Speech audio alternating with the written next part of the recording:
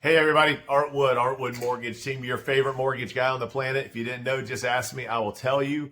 Wanted to give you a quick rate update as it pertains to employment, as it pertains to what the media is saying, and most importantly, how it revolves around the Iran conflict. So, yes, I got a bunch of calls on in the last week because I think the New York Times run rates under 6% for the first time. So, yes, there are some people that qualify for rates under 6.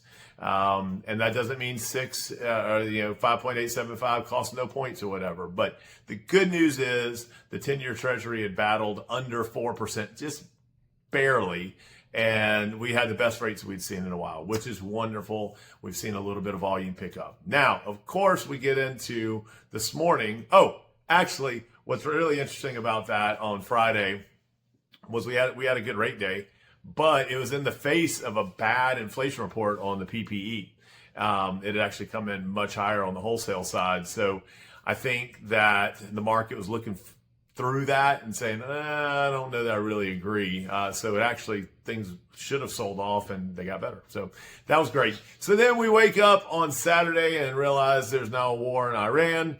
What normally happens, it seems, and we can't look at one day in specific because right now we're getting pummeled in the market. The bond market's selling off. The Treasury market's selling off.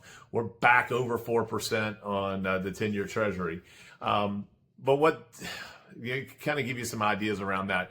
Number one, most of the time markets get better in conflict because you're selling off of stocks. That money's got to go somewhere, and it typically goes to bonds, which are seen as a safer asset, safer risk. In this case, because we're in the Middle East and the oil mecca, we've had oil shoot up. Well, what happens when oil shoots up? Inflation happens.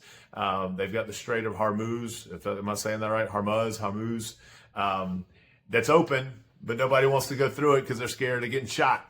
So we've seen that happen. Now, kind of give you some idea where I'm advising clients.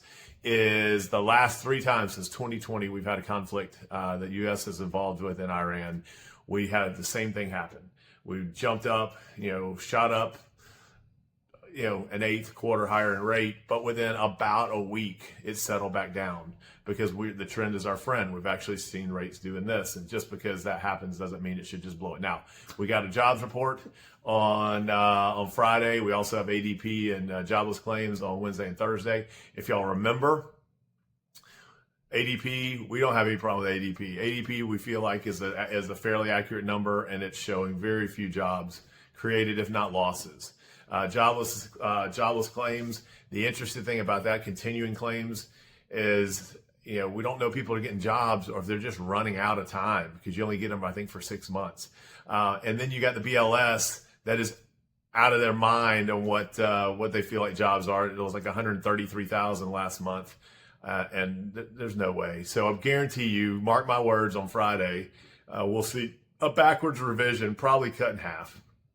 But we still may have a bad headline number. So it's been a while since I've spoken to you about all this stuff, so I had a lot to share. So if you have any questions, comment below, email me, text me, and I'll turn your mortgage into a work of art. Take care.